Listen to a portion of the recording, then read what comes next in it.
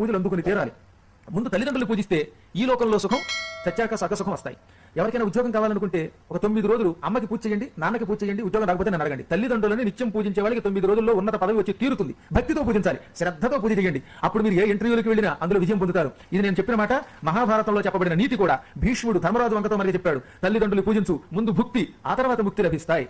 అందువల్ల తెలియక చాలా మంది పెళ్లి అవగానే మీ అమ్మని చూడదు, గంటే మీ అమ్మ లాంటిదని చెబుతారు. అది వచ్చి భ్రమ. ఆ మాటలు నమ్మకండి. ఇవాళ నువ్వు ఆవిడ మాట విని నీ తల్లిని గంటితే రేపొద్దున నీ పిల్లలు ఈ తల్లిని కూడా గంటుతారు. ఎట్టి పరిస్థితుల్లో ఎటువంటిదైనా తల్లిని పూజించమన్నారండి. తాటకాపోతనైనా తల్లియే.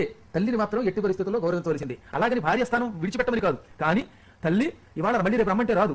నా మాతృపరదైవతం, తల్లిని పూజిస్తే వచ్చి తీరుతుంది. పోయిన ఆస్తి రావాలంటే తల్లిదండ్రులని, గురువుని 40 రోజుల పాటు రోజు పొద్దుటే వెళ్లి పూజించండి. మీ పోయిన ఆస్తి తన్నుకుంటూ వస్తుంది. ఎవరైనా ఆస్తులు పోయినవి తిరిగి రావాలంటే ఇంకెంతకంటే వేరే మార్గం లేదు. గురువు, తల్లిదండ్రులు వాళ్ళు ఐశ్వర్యం ముందిస్తారు, సుఖం తర్వాత ఇస్తారు. గురుసేవ నిత్యం చేస్తే అవ్యయానంద ప్రాప్తి, బ్రహ్మానందం కలుగుతుంది. అందువల్ల సృష్టిలో చరాచర జగత్తంతా ఒకెత్తు, గురువు ఒక్కడు ఒకెత్తు. 7 కొండల వాడి దర్శనానికి వెళ్ళిన చోట సాధారణ వ్యక్తులకి దండం పెట్టకూడదని చేస్తాం కదా. ఇప్పుడు మీరు వెంకటేశ్వర స్వామి దర్శనానికి వెళ్ళారు. ఆ వెంకటేశ్వర స్వామి దర్శనం చేసుకున్నాక మీరు ఎంత గొప్పడైనా హాయ్ బాగున్నారా నమస్కారం అనకూడదు. ఒక్క గురువు ఉంటే మాత్రం వెంకటేశ్వర సన్నిధిలో కూడా దండం పెట్టవచ్చు అని వెంకటాచల మహాత్మ్యం కూడా చెప్పిన మాట. అందుకే కబీర్దాస్ ఎంత గొప్పగా చెప్పాడండి.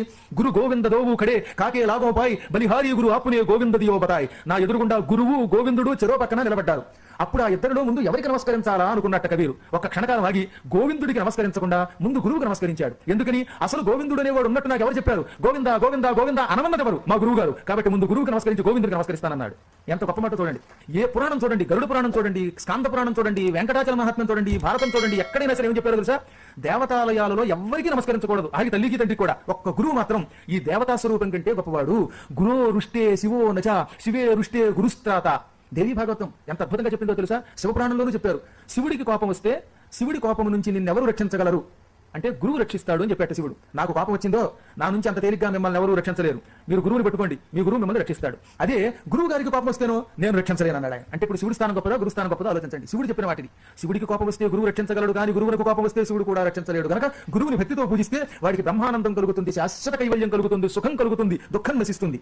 సకల పాపాలు చేసిన వాడు నిరంతరం గురుముఖత ఒక నామం తీసుకుని, ఒక మంత్రం తీసుకుని దానిని జపం చేస్తే వాడికి ఎప్పుడూ దోషం ఉండదు. అందుకే గురువు గారు ఏదైనా నామం ఇస్తే ఆ నామము లేక మంత్రము నిరంతర జపం చేస్తే నిత్యం ఏ పూట పాపం ఆ పూటే పోతుందట.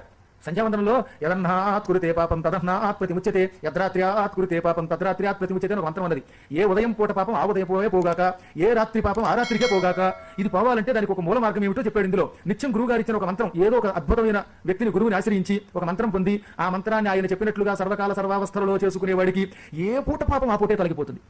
ప్రొద్దుట పాపం పొద్దున్న పోతుంది, రాత్రి పాపం రాత్రికి పోతుంది. అప్పుడు వాడు నిష్పాపుడు అవుతాడు. పాప అపాపో భవతి అని. పాపుడు కూడా అపాపి అవుతాడు, మహాత్ముడు అవుతాడు.